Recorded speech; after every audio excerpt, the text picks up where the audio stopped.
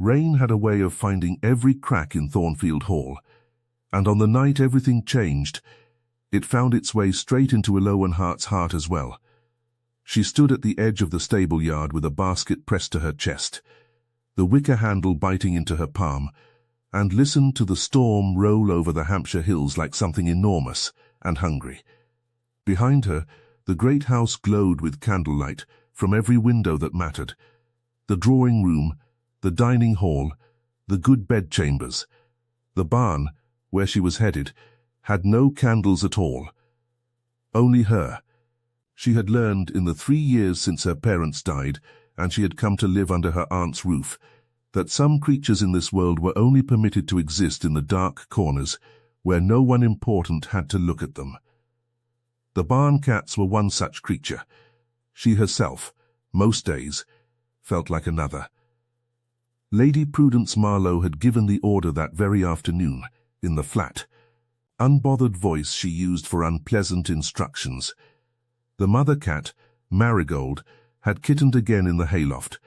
5 of them this time, blind and mewling and utterly without use to anyone. "See that they're drowned before supper," her aunt had said, not looking up from her needlework. "I won't have the stable boy tripping over vermin." Elowen had said yes, Aunt Prudence, because saying anything else had never once worked in 3 years. And then she had gone straight to the barn instead of the well, and she had not told a single soul. She was not brave, not in any way the ballads praised. But she had learned to be quietly, carefully disobedient in the small hours when no one was watching. And there was a particular kind of courage in that, even if no one would ever call it by name.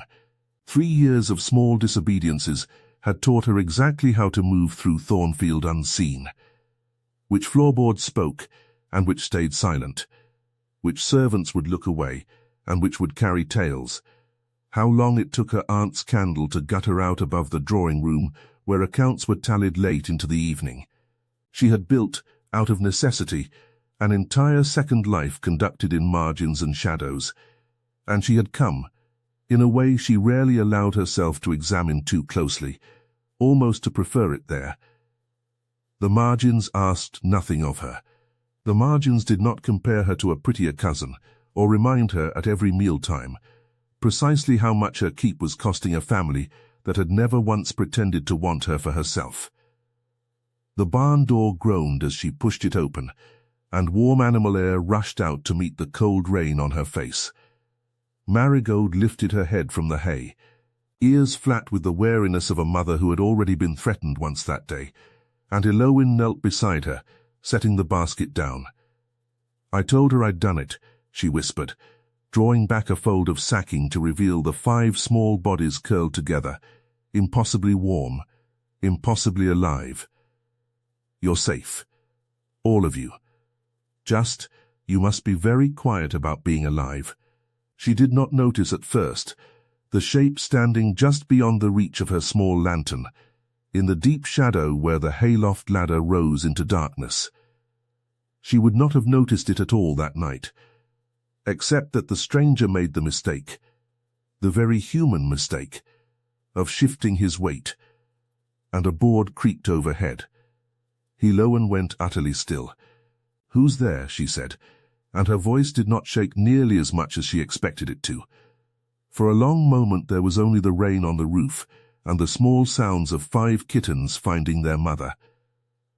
Then a man's voice came down out of the dark, low and careful, as though he too understood that loud things frightened small creatures. "A traveller, madam, caught by the storm. I meant no trespass. I saw the barn, and thought it better shelter than the hedgerow." She lifted the lantern, and its light climbed the ladder just far enough to find him. He was crouched near the loft's edge, coat dark with rain, hair plastered to his forehead, and there was mud on his boots that spoke of a long walk rather than a short one. He looked, she thought, like exactly what he claimed to be, some tradesman or agent caught between towns, unremarkable in every visible way except for his eyes, which were watching her with an attention that felt entirely out of proportion to a stranger stumbling into a stranger's barn. "You might have announced yourself," she said, "instead of listening to me talk to cats." "I did try," he said, and there was the faintest warmth under the words, almost a smile. "You seemed rather occupied with a secret." I did not like to interrupt a rescue in progress. Something in her chest loosened, just slightly, at being understood so quickly and without explanation. "It isn't a rescue if you tell anyone," she said. "It's only a rescue if it stays a secret." "Then I have heard nothing," he said, "and seen nothing, and I will be gone with the first clear sky." She should have sent him away regardless. A strange man in her aunt's barn, in the dark, was precisely the sort of thing that ruined girls in every cautionary tale she had ever been told. But there was something in the quality of his stillness, the way he kept his distance without being asked, that made her trust him before she had any sensible reason to. Perhaps it was only that she was tired of being frightened of everything. Perhaps it was that no one had spoken to her so gently in longer than she could easily remember. "You may stay in the loft until the rain breaks," she said. "There is old sacking for warmth. I would only ask that you not mention the kittens to anyone at the house. My aunt believes them drowned." "Your aunt," he repeated, and something flickered behind his eyes. Curiosity, she thought. Though she could not have said why a stranger passing through would care one way or another about the particulars of her family. "You live at the great house, then. I had taken you for one of the servants." It was not an insult, though it might have wounded a vainer girl. Elowen only smiled a little sadly at how close he had come to the truth without quite reaching it. "I am a poor relation," she said, "which is very like being a servant, except that one is expected to be grateful for the privilege of it." He was quiet a moment, and when he spoke again his voice had gone lower, rougher at the edges, as though she had touched something in him without meaning to. "That sounds a heavier burden than most servants carry." "Does it?" She busied herself tucking the sacking more securely around the kittens, glad of an excuse not to look at him. "I have never known anything else, so I cannot say. Are you traveling far, sir? Farther than I would like, in weather like this?" A pause. "My name is Gabriel. Elowen," she offered, and did not think to wonder, that first night, why a traveling stranger gave only a Christian name and no surname at all. Nor why, when she finally lifted her lantern high enough to see his boots more clearly, they were finer leather than any tradesman she had ever met could easily afford. She would think of it later. That night, she only sang. It began almost without her noticing.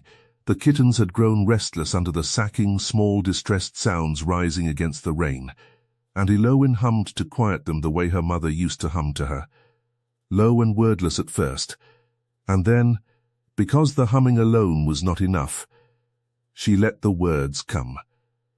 It was an old lullaby, nothing grand, the kind of song that belonged to kitchens and nurseries rather than drawing rooms, about a ship that would carry small, sleepy things safely home across dark water. Her voice was not trained for performance. No one had ever thought it worth the expense of training. But it was true and soft, and full of a tenderness she rarely let herself show to anyone who might see it and think less of her for it. She did not know that the man in the loft had gone entirely still above her, one hand pressed flat against the old wood, as though to steady himself, listening to her sing to 5 kittens who would never remember it, in a barn that smelled of hay and rain and rescue, and thinking, with a force that startled him, that he had not heard anything so unguarded, so free of calculation, in more years than he cared to count. Gabriel Ashworne, 9th Duke of Ellsmere, had come to Thornfield Hall in the guise of a land agent for reasons that had, until that exact moment, seemed perfectly sound to him. His grandmother, the Dowager Duchess, was dying by inches, and wanted to see him settled before she went. His solicitors had proposed the Marlowe alliance. Lady Prudence's family carried old blood and older debts, and her elder niece Cassandra was accounted a great beauty of the coming season, groomed since the cradle for precisely this sort of advantageous match. On paper it was sensible. Everything about it was sensible, which was, Gabriel had learned the hard way, no guarantee of anything at all.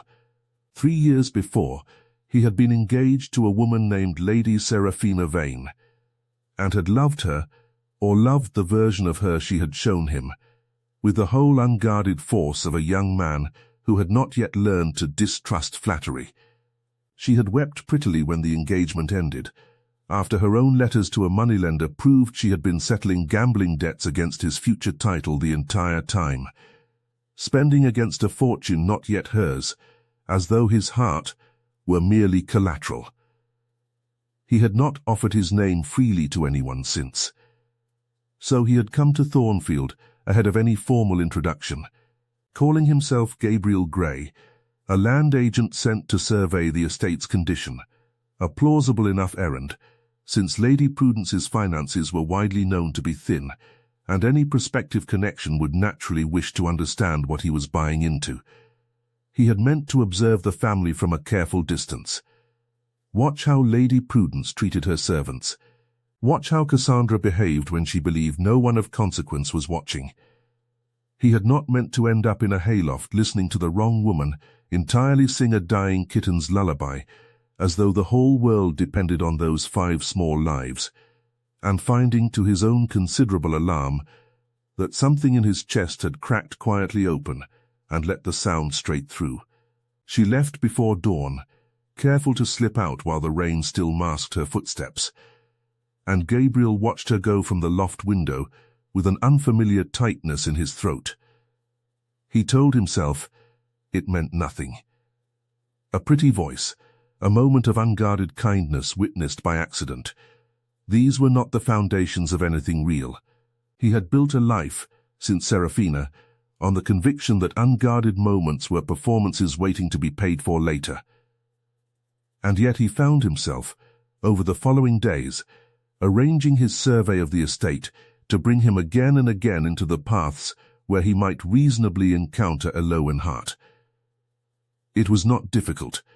As land agent, he had every excuse to walk the grounds, inspect the fences, discuss drainage with the steward, and Thornfield's poor relation, he quickly discovered, was expected to be everywhere and seen nowhere, mending linens, carrying messages, managing the kitchen accounts her aunt found too tedious for her own attention, tending the gardens that Cassandra admired, but never touched. She worked, Gabriel realized within 3 days, harder than any servant in the house, and was paid for it in nothing but the privilege of a roof and her aunt's cold tolerance. He found her again on the second evening, in the walled kitchen garden, kneeling in the dirt with her sleeves pushed up past her elbows, murmuring to a rosebush as though it too required comforting. "You talk to plants as well as cats," he observed, leaning against the gate. She startled, then laughed, a real laugh, quick and surprised out of her, the kind that had nothing performed in it at all. "I talk to everything that cannot talk back, and tell me I'm foolish for it," she said. "Mr. Grey, I did not expect to see you again. The drainage on the east field wants inspecting," he said, which was true, though he had inspected it twice already that morning, and found nothing wrong with it either time. "I find myself passing this way rather often." "How fortunate for the drainage," she said, with a dryness that made something in him want to smile properly for the first time in longer than he could remember. They fell into an easy conversation that surprised them both, about the garden, about the strange indignity of being useful and unwanted at once, about a book of poems she kept hidden beneath her mattress, because her aunt considered poetry an extravagance unbefitting a girl in Elowen's position. Gabriel found himself telling her, without quite meaning to, about a childhood spent mostly alone in a great cold house not unlike this one, about a father who had measured affection in terms of duty performed, about the particular loneliness of being surrounded by people who wanted something from you, and calling it family regardless. He did not tell her his title. He told her almost everything else.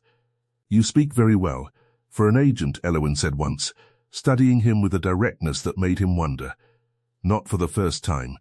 whether his disguise was as convincing as he had assumed. "Your hands are too clean for a man who works fences and ledgers all day." "I was educated beyond my station," he said, which was, in its own careful way, entirely true, and watched relief and curiosity war briefly across her face before she let the matter drop, too well-mannered or too accustomed to keeping her own secrets, to press him further. It should have troubled him more than it did, how easily the lie sat on his tongue by the 4th day, the 5th, the 6th. He told himself each time that one more conversation would satisfy his curiosity and let him return, clear-headed, to the sensible business of Cassandra Marlowe and the alliance his grandmother wished for. Each time, he found some fresh excuse to seek Elowen out instead, and each time, the excuse felt thinner and the wanting felt truer, until he could no longer entirely distinguish between the two. Meanwhile, inside Thornfield Hall, the machinery of the Marlowe family's ambitions ground steadily forward, entirely unaware that the land agent lodging in the steward's cottage was the very Duke they meant to snare. Lady Prudence Marlowe had built her entire remaining fortune, such as it was, on the expectation that Cassandra's beauty would secure the family's future. She spoke of the coming Duke's visit, for word had reached her, through the proper channels, that His Grace of Ellsmere intended to call formally within the fortnight to consider the match, the way other women spoke of miracles. "You will wear the blue silk," she informed Cassandra over breakfast, "and you will laugh at whatever he says, however dull, and you will on no account mention the state of the roof." "And what of Elowen?" Cassandra asked, with the particular sweetness she reserved for cruelty. "Ought she not be kept out of sight?" "A duke does not care to see the family's charity case underfoot." "Elowen," said Lady Prudence, without looking up from her tea, "knows her place well enough. She will serve at table and be seen and not heard, as always." Elowen, who had entered the room in time to hear the whole of it, said nothing, because there was nothing to say that would not cost her more than her silence did. She had grown remarkably skilled, over 3 years, at absorbing such remarks without visible injury, the way a stone wall absorbs rain, not without wearing, but without breaking, not where anyone could see. It was only later, alone in the small attic room that had been hers since her parents' deaths, that she let herself feel the sting of it properly, and found, to her own surprise, that what ached most was not her aunt's cruelty, which was old and familiar, but the thought of Gabriel, of Mr. Grey. She corrected herself firmly, hearing such a conversation, and thinking less of her for having no better place in the world than this. She did not know why his opinion had come to matter so much, so quickly. She only knew that it had. The days that followed brought them together with a frequency that neither of them any longer pretended was accidental. He found her in the orangery, repairing a lace collar by lamplight, because her aunt would not spare a maid for such fine work, and would not spare Elowen a wage for doing it either. He sat with her an hour, saying little, only watching her hands move with a patience that felt, to her starved heart, like the rarest kindness she had been offered in years, simply being allowed to exist, unhurried, in someone's steady attention. She found him, another evening, standing alone at the edge of the stable yard, with a letter in his hand and an expression on his face she had not seen before, something bleak and far away, as though the letter had reached backward through years and touched an old wound. She did not ask what it contained. She only stood beside him, close enough that he could feel the warmth of her, and after a moment he folded the letter away and said, "Lo, forgive me. I had a piece of unwelcome news from an old connection. You need not tell me," she said. "But you need not carry it alone, either, if you would rather not." He looked at her then with an intensity that made her breath catch, and for one long, suspended moment she thought he might say something that would change everything between them. Instead he only said, You are kinder than you have any reason to be, to a stranger passing through. You do not feel like a stranger, she admitted, before she could stop herself, and then flushed and looked away, appalled at her own honesty. No, he said quietly, I do not feel like one either. That is rather the trouble. He did not explain what he meant by trouble, and she did not press him, though the word lodged itself somewhere under her ribs and stayed there, aching gently, for days afterward. It was the kittens, in the end, that carried them fully across the line from careful friendship into something neither could any longer pretend was merely that. Elowen had been sneaking to the barn each night for a week, and Gabriel, Mr. Grey, still, in every way that mattered to the household, had taken to meeting her there under the excuse of checking the stable roof for storm damage, an excuse that grew flimsier each night, and which neither of them troubled to examine too closely. They sat together in the hay, while 5 kittens grew steadily bolder around them, and Elowen sang, because it had become, without either of them quite deciding it, the quiet ritual that closed each day. Her voice low and unpolished, and entirely real, and Gabriel listening as though it were the finest music he had ever been offered, which, in every way that counted to him now, it was.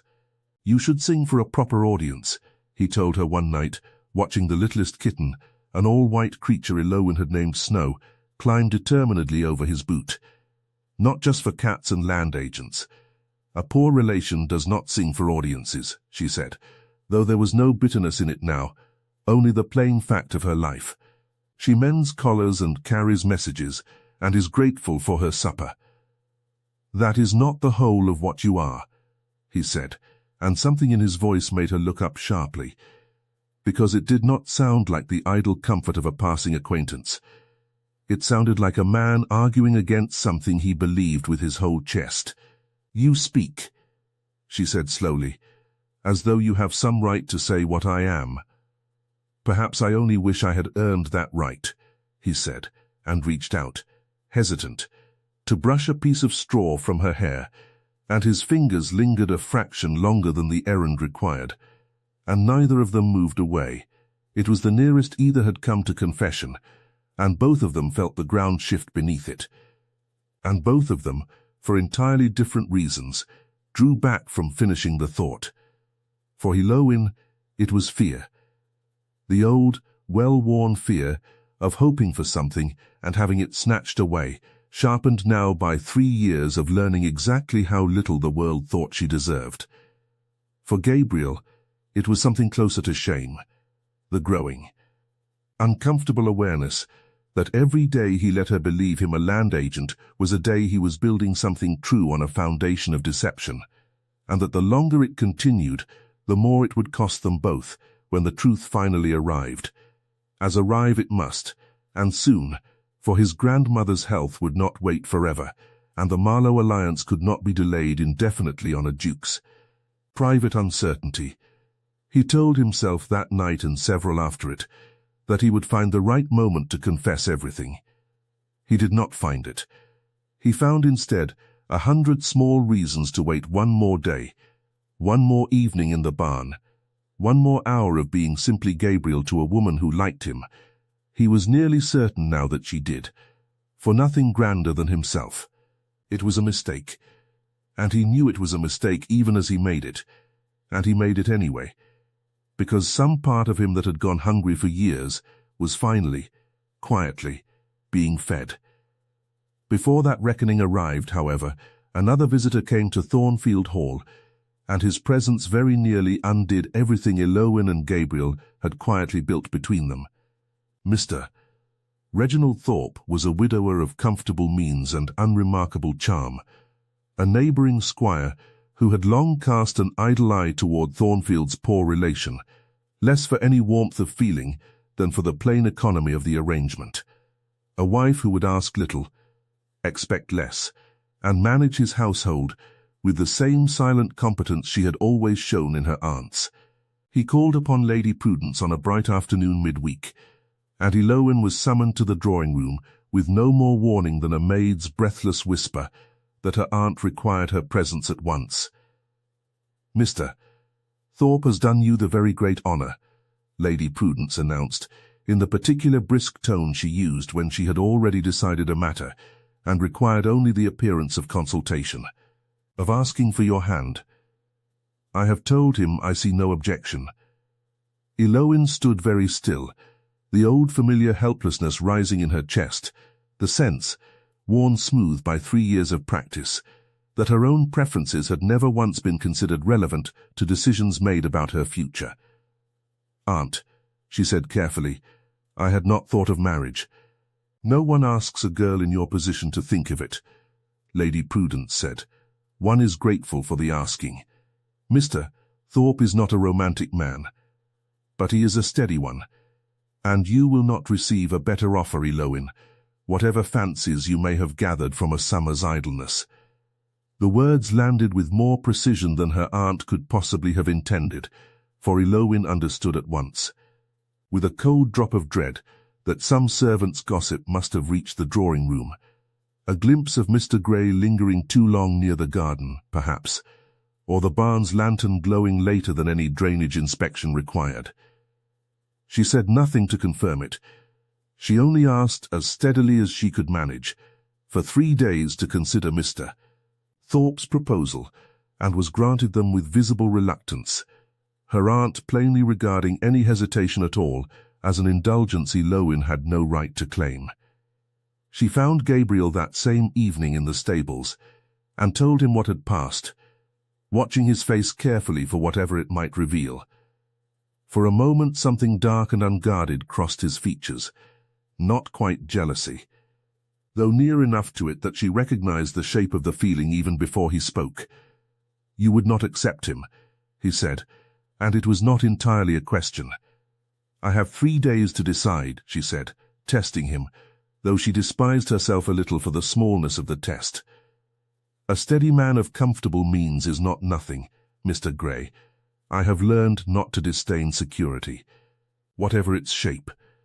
Something flickered across his face, hurt, quickly mastered, and he said, "Lo, then I hope, whatever you decide, that it is decided for your own sake and no one else's." He did not press her further, did not declare himself, though she saw plainly how much the restraint cost him, and she understood, with a small ache of tenderness, that he was allowing her the very thing her aunt never had, the dignity of her own choice, unpressured, even at the risk of losing her to it. It was, she would realize only later, one of the truest proofs he ever gave her of what he felt, that a man so unused to wanting anything without simply taking it had stood in that stable and let her walk away undecided, because he would not stoop to becoming one more person deciding her future for her. She refused Mr. Thorpe 2 days later, gently but without hesitation, and told her aunt only that her heart was not free to be given, where duty alone recommended it, a confession that earned her a week of icy silence at the breakfast table, and which she bore, this time, without the old flinching dread, because for the first time in 3 years she had made the choice herself, and found it did not break her to have made it. The formal call from His Grace the Duke of Ellsmere was announced for the following Thursday, and Thornfield Hall dissolved into the particular chaos that only a genuinely important visitor could produce. Lady Prudence had the good silver brought out of storage. Cassandra spent 2 full days on her toilet, trying and discarding gowns until the household's single overworked maid was ready to weep from exhaustion. Elowen, predictably, was set to the heaviest labor of preparation, polishing, arranging, ensuring that every room a duke might glance into reflected credit on a family that could scarcely afford the candles required to light it properly. She did not see Gabriel for 2 full days, and the absence unsettled her more than she wanted to admit. When she finally found him, briefly, near the stables on the eve of the Duke's arrival, he looked strained in a way she had not seen before, something guarded and unhappy behind his eyes. "You look as though you are attending your own execution," she said, trying for lightness. Not merely watching a duke visit the house. "Perhaps I am," he said, and the words came out rougher than he intended, edged with something that sounded almost like dread. "Elowen, there is something I must tell you, and I have been a coward for not telling you sooner." Her heart lurched. "Tell me now, then." But at that moment a housemaid came hurrying across the yard, breathless, calling for Elowen's help with the linens before her ladyship noticed anything undone, and the moment shattered before it could be finished. Elowen went, because she had no choice, because refusing her aunt's household even for a heartbeat longer than necessary was a luxury she had never been permitted. She looked back once, at the gate, and saw Gabriel standing exactly where she had left him, watching her go with an expression she would spend that whole long night trying, uselessly to name. She did not know then that it was the last night she would spend believing him merely Gabriel Grey. The Duke of Ellsmere's carriage arrived at Thornfield Hall precisely at noon on Thursday, with all the ceremony the Marlowe household could muster arrayed to receive it. Footmen at attention, Lady Prudence in her finest gown, Cassandra positioned in the hall's best light, like a portrait waiting to be admired. Elowen was in the kitchen passage, with an armful of linens, when the front doors opened, and the household's collective breath seemed to catch as one, and she paused only long enough to glance through the gap in the servants' door, curious despite herself to see the great man her aunt had spoken of for a fortnight, as though he were royalty descending. The world tilted, quietly and completely beneath her feet. It was Gabriel. Her Gabriel. No, not hers. She understood that in the same instant she understood everything else, watching him move through the hall in fine dark clothing that fit him as though it had always been his, which of course it had, watching her aunt curtsy so low it seemed her spine might snap, watching Cassandra's face bloom into a smile calibrated precisely for the moment. He looked, standing in that hall, exactly like what he was, powerful, composed, utterly unreachable, and nothing at all like the man who had sat beside her in a hayloft and brushed straw from her hair, as though she were something worth being gentle with. She set the linens down with hands that had gone strangely numb, and retreated into the kitchen passage before anyone could see her face.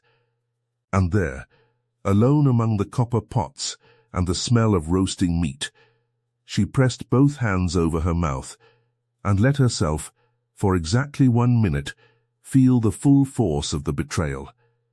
He had let her believe him a stranger. He had let her sing to him, confess her small private griefs to him, hope, God help her, she had hoped, while all along he was the very duke her family meant to sell Cassandra's beauty to secure. Every gentle word came back to her now edged with a new and terrible question. Had it been kindness, or had it been a game? Had he been testing her, the way a man tests a horse before he buys it, to see whether the poor relation could be trusted to behave, to know nothing, to want nothing beyond her station? The thought was unbearable. She would not cry in her aunt's kitchen where anyone might find her and ask questions she could not answer. She straightened her spine, the way she had learned to straighten it against 3 years of small daily humiliations, and went back to her work, and did not look toward the hall again for the rest of that endless afternoon. Gabriel, for his part, spent the visit in a state of controlled misery that no one in the room but himself could perceive. He answered Lady Prudence's eager questions about the estate, admired Cassandra's accomplishments with the polite detachment of a man evaluating livestock, and all the while some part of his attention strained toward the kitchen passage, toward the glimpse he had caught of Elowen's face in the instant before she vanished, white, stricken, and then, worse than either, carefully, deliberately blank, the way a person's face goes blank when they have decided, in a single heartbeat, not to let you see them break. He had meant to tell her himself. He had meant to choose the moment, to explain the disguise, the grandmother. The wound Serafina had left, all of it, in his own words and in his own time, so that she might understand the deception as the act of a wary and wounded man, rather than the calculated cruelty it must now appear to be. Instead, the truth had arrived exactly as he feared it might, publicly, formally, with all its rank and ceremony on full display, in the very worst way it could have reached her. He excused himself from the drawing-room as soon as courtesy allowed, on the thin pretext of wishing to inspect the grounds he had, of course, already inspected a dozen times as Mr. Grey, and went looking for her with a growing unfamiliar panic clawing at his chest. He found her, at last, in the walled garden, standing very still among the roses she had once told him she talked to, when nothing else would listen. She did not turn when she heard his step. "Your Grace," she said, and the title landed between them like a slap. Precise and deliberate. "I did not know you took such an interest in drainage. Elowen, you let me believe you were nothing," she said. And now she did turn, and her eyes were dry, which somehow frightened him more than tears would have. "Not merely poor, or common. I would not have cared for that. You must know I would not have cared. But nothing. A traveller. A stranger passing through. I told you things I have told no one. I sang for you as though—" She stopped herself, jaw tight. "As though it mattered. As though you were someone it was safe to be honest with." "It did matter," he said, low and urgent, closing the distance between them, though every instinct in her seemed to want to close it back. "Elowen, I swear to you, nothing I said to you in that barn was false. Not one word, except the only word that mattered," she said. "Your name, your rank, the reason you were watching me at all." Her composure cracked, finally, on that last word, and he saw beneath it, for one unguarded instant, the full depth of the hurt he had caused. "Was I an entertainment, Your Grace? A curiosity to pass the evenings while you decided whether my cousin's face was worth your name?" "No." The word came out of him with more force than he intended, raw and immediate. "I came here wary of exactly the kind of woman I feared Miss Marlowe might be. I have been burned before, badly, by someone who wanted my title and called it love. I meant only to watch, to judge for myself, before I let my grandmother's hopes commit me to a stranger.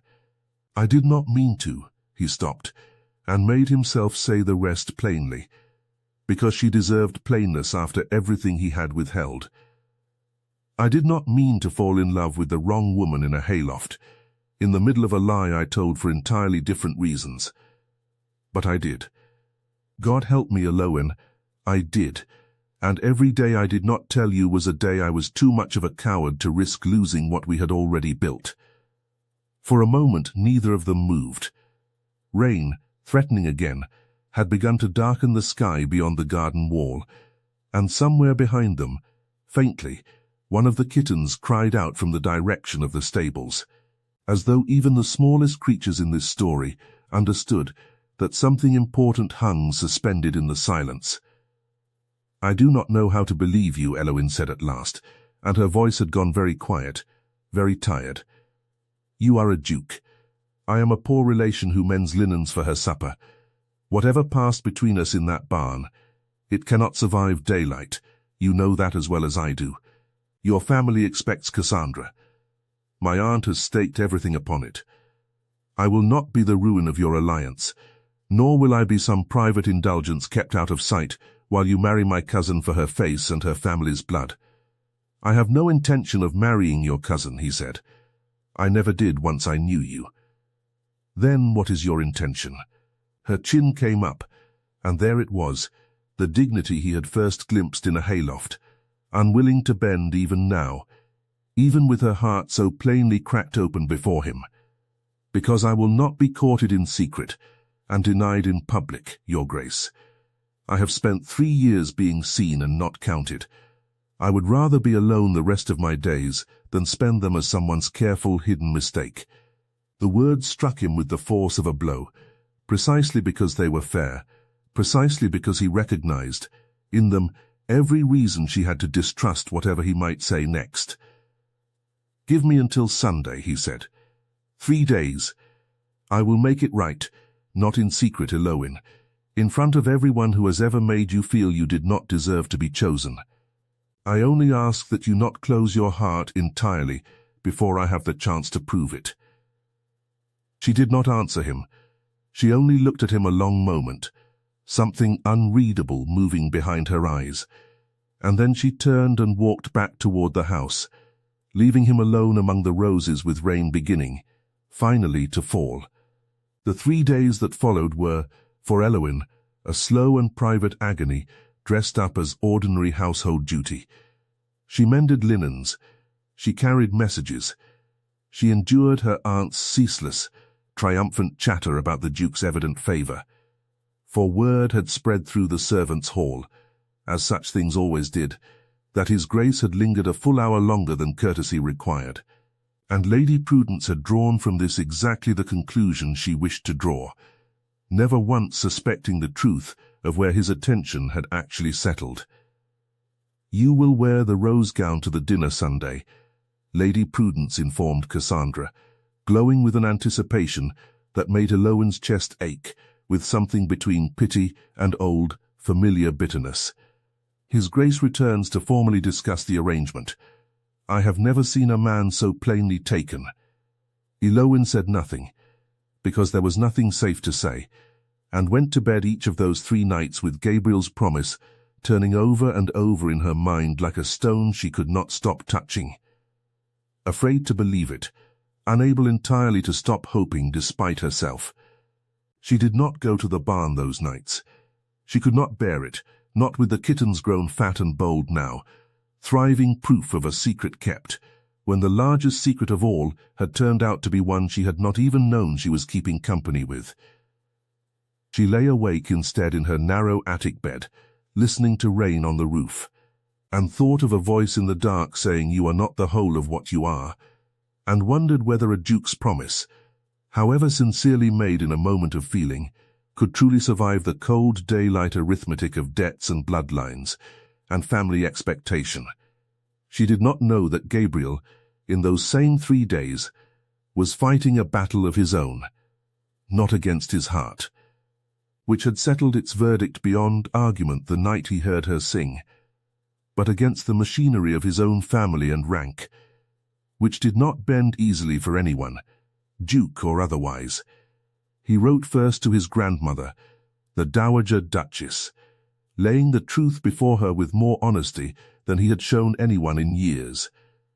The disguise, the barn, the woman he had found there, the love that had crept up on him entirely without his permission, and refused, now to be reasoned away. He expected fury.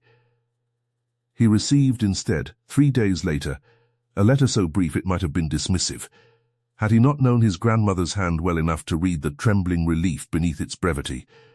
"I did not send you to Thornfield to find a duchess of good blood, Gabriel.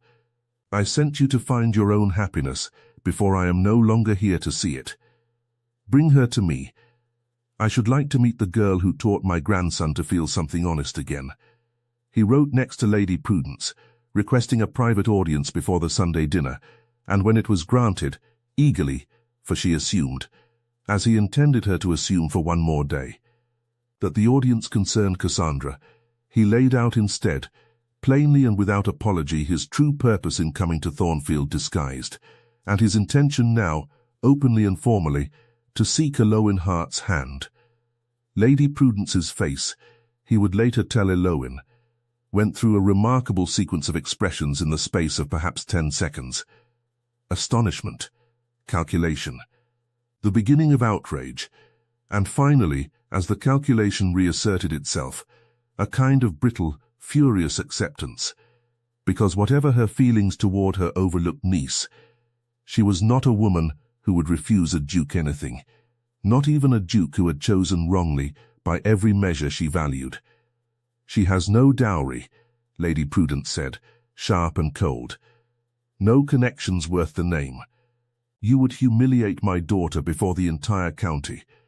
Your daughter will suffer nothing by my choice that her own beauty and your family's name will not swiftly repair," Gabriel said, with the flat, immovable courtesy of a man who had made up his mind beyond any argument. "But I will say this plainly, Lady Prudence, so that there can be no mistake between us.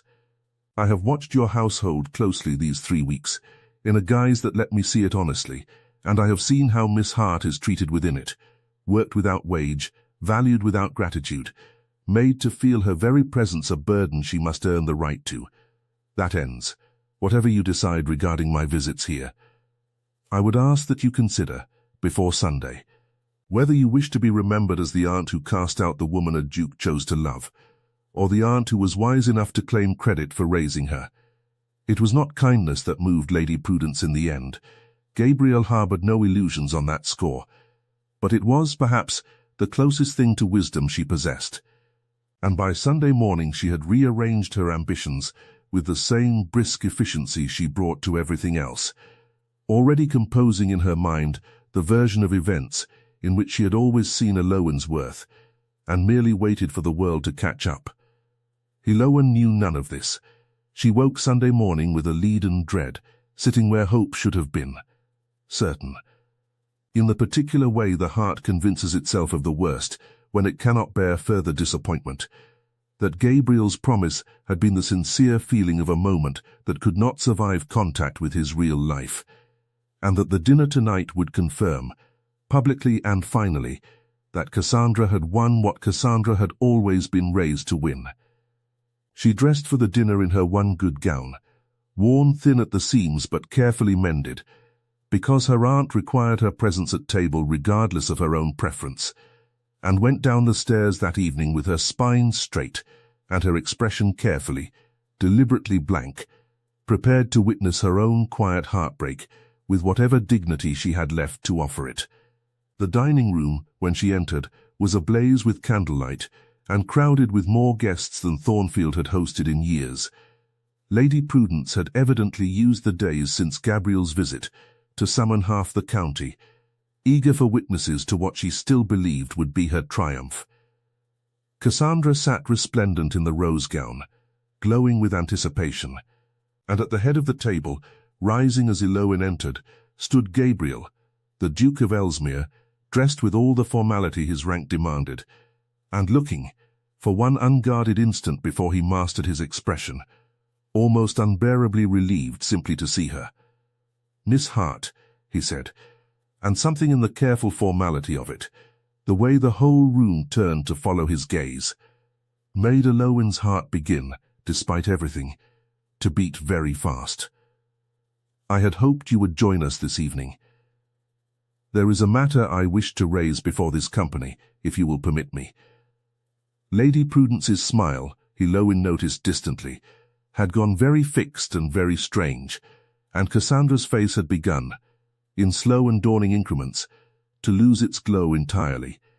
"I came to Thornfield some weeks ago," Gabriel said, addressing the room, but never once looking away from Elowen, under a false name, for reasons of my own caution which I will not trouble this company with tonight. In that time, disguised as nothing more than a land agent, I was fortunate enough to meet a woman of such honest kindness, such quiet courage, and such unguarded warmth of heart that I have not, in all the years since I came into my title, met her equal among anyone who knew precisely who I was. A murmur moved through the assembled guests. Cassandra's fork had gone entirely still against her plate. She sang lullabies to kittens her aunt had ordered drowned, Gabriel continued, and his voice, though steady, carried an emotion he made no effort now to hide, because she could not bear to let small helpless things go unloved in the dark, simply because no one of consequence would ever know the difference. She spoke to me with more honesty in a hayloft than I have been offered in every drawing-room I have entered since I came of age. She is, in every way that has ever mattered to me, the reason I no longer believe love must be a transaction between families, or a performance staged for advantage. She is, Miss Hart, the only woman I have ever wished to marry for no better reason than that I love her. The room had gone entirely silent. Elowen stood frozen at the threshold, one hand pressed to her chest, tears rising despite every effort of will to hold them back. Because it was one thing to have been told, in a garden, in private, half believed and half feared, and another thing entirely to hear it declared, before her aunt, before Cassandra, before the whole assembled proof of every person who had ever made her feel unworthy of being chosen. I do not offer this as a duke rescuing a poor relation from her circumstances, Gabriel said, crossing the room now, closing the distance between them with the same unhurried steadiness he had shown that first night in the barn. Though I know that is how it may appear to those who do not know you. I offer it because you taught me, without ever meaning to, what it feels like to be loved for exactly who I am, rather than what I possess. And I should like, for the whole of my life, to try to return that gift to you in equal measure. Elowen Hart, will you do me the honor of becoming my wife? For one long suspended moment, Elowen could not speak at all. She looked past him, briefly, at her aunt's stricken face, at Cassandra's stunned and reddening one, and felt, not triumph, though she might have been forgiven it, but something quieter and far more healing, the simple astonishing relief of being seen, fully and publicly, by someone who had known the worst of her circumstances and chosen her regardless. You let me believe you were nothing, she said softly, echoing her own words in the garden, though now there was no anger left in them at all. Only a kind of wondering tenderness. And you turned out to be everything. I would rather be nothing at your side, Gabriel said, than everything without you. Then yes, she said, and the word broke on a laugh that was also, somehow, half a sob. Yes, Your Grace. Gabriel. Yes, the room erupted, some in genuine delight, some in the particular shocked murmuring of a county that would spend the next several months discussing very little else. And Gabriel closed the last distance between them, and took her hands in his before the entire assembled company, careless now of every calculation he had once made to protect himself from exactly this kind of unguarded happiness. Lady Prudence, to her credit, recovered her composure with remarkable speed, already rearranging, as Gabriel had suspected she would, her own account of events into one in which she had always cherished her devoted niece. Cassandra left the table in tears that were, Elowen suspected with a pang of genuine sympathy, more wounded pride than heartbreak, and would, in time, find her own match among the many suitors her beauty and her mother's renewed ambitions would swiftly produce. But that evening belonged entirely to two people who had found each other first in the dark, in a barn full of rescued kittens, over a lullaby that was never meant to be overheard. Even so, the weeks between that declaration and the wedding itself were not entirely free of trial, for happiness so suddenly and publicly announced draws scrutiny as surely as it draws joy. Word of the engagement travelled through the county with the particular speed reserved for scandal dressed up as romance, and not every tongue that carried it was kind. There were whispers, inevitably, that Elowen had schemed for her fortune from the very first night in the barn, that a poor relation clever enough to catch a duke's eye must surely have known, all along, exactly who she was singing for. The unfairness of it stung more than Elowen expected, precisely because it struck at the one thing she had always been most careful to protect, the plain, unrewarded honesty of her own conduct, offered freely and without calculation to a man she had believed, for weeks, to be nothing more than a stranger passing through. She said as much to Gabriel one evening, walking the grounds of Ellsmere while the last of the season's roses gave way to autumn. They will always believe I meant it, she said, that I saw through your disguise from the first and played my part accordingly. No one credits an unguarded heart, Gabriel. They only credit ambition, because ambition is easier to understand. Then we shall simply have to live our whole lives proving them wrong, he said, one unguarded year at a time. until even the most determined gossip grows weary of being disappointed. He took her hand as he said it, and there was something in the easy certainty of the gesture, no longer furtive, no longer requiring the cover of darkness or disguise. That did more to settle the old ache than any argument could have. I do not intend to spend my life apologizing for having been happy, Elowen, nor should you. It was Lady Prudence, in the end, who did the most to quiet the worst of the talk, for whatever her failings as an aunt, she was not a woman who tolerated any slight upon a household she now claimed, with increasing conviction, to have always cherished. She received callers with icy composure and corrected, in her driest tones, any suggestion that her niece had ever been less than a credit to the family, until the gossip, deprived of fresh fuel, began at last to burn itself out. Cassandra's wound, too, proved shallower than the first shock of it suggested. By the turn of the new year she had accepted the attentions of a baronet's son from the neighbouring county, a cheerful, unremarkable young man, who admired her beauty without the complication of a grandmother's dying wishes attached to the arrangement, and if she never quite forgave Elowen the humiliation of that Sunday dinner, she was at least sensible enough, in time, to attend the wedding and offer her congratulations with something approaching sincerity. The Dowager Duchess, meanwhile, made it her particular business to draw Elowen close in the months before the ceremony, teaching her the quiet mechanics of a great household, with none of the coldness Elowen had feared from a woman of such formidable reputation. "I was married for advantage myself," she told Elowen one afternoon, over tea in her private sitting-room, "and I loved my husband dearly in the end, but it took us the better part of 20 years to build what you and my grandson found in a single summer, quite by accident, in a barn full of cats. Do not let anyone persuade you that was ordinary luck, child. It was the rarest thing either of you will ever be given, and I should know. I spent 20 years working for a poorer imitation of it." They were married in the spring, in the small stone chapel at Ellsmere, with considerably less ceremony than the Dowager Duchess would have preferred, and considerably more happiness than either of them had believed, a year before. They were still permitted to hope for. The Dowager herself lived to see the wedding, propped in her chair near the altar, with tears she made no effort to hide, and pronounced Elowen, before the whole assembled Ellsmere family, the finest choice her grandson had ever made in his life. Disguise or no disguise. The Kittens came too, in a manner of speaking.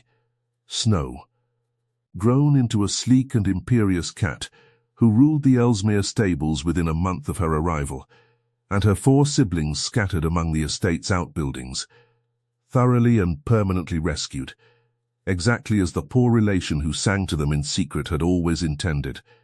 On quiet evenings, when the great house had settled into its own kind of hush, Elowen could still be found in the stables sometimes, sitting in the hay with a lantern glowing beside her, singing the old lullaby to whatever small creature needed comforting that season. And her husband, the Duke of Ellsmere, who had once believed love must always be a careful transaction between families and fortunes, would find some excuse to linger nearby and listen, exactly as he had that very first rainy night, undone all over again by the simple, unguarded honesty of her voice in the dark. He had come to Thornfield Hall, disguised as a stranger, testing a heart he assumed would prove as calculating as the one that had wounded him before. He left it having learned instead that the truest thing he had ever heard was a lullaby, meant for no one but 5 sleeping kittens, and that the woman who sang it, plain dressed and overlooked and utterly unaware she was being listened to, had been, all along, exactly the kind of love a lonely duke had stopped believing he deserved to find. It was, everyone in the county agreed in the years that followed, the most unlikely courtship Hampshire had seen in a generation, begun in secrecy, nearly broken by deception, and mended at last by nothing grander than honesty, freely given, in a barn where no one was supposed to be listening at all. And on the nursery wall at Ellsmere, years later, when children of their own filled the great house with noise it had not known in a generation. A small embroidered sampler hung above the cradle, stitched by the Duchess's own hand, in threads of soft rose and gold, bearing no motto grander than the first line of an old lullaby about a ship that carried small sleepy things safely home across dark water. Because some songs, she always said, were worth remembering exactly as they were first sung, quietly, honestly, and for an audience of one who happened, by the grace of a rainy night, to be listening. Long afterward, when their own children asked how their parents had come to love one another, Elowen never told the story with any mention of dukedoms or disguises, or the fortune that had once seemed to stand so immovably between them.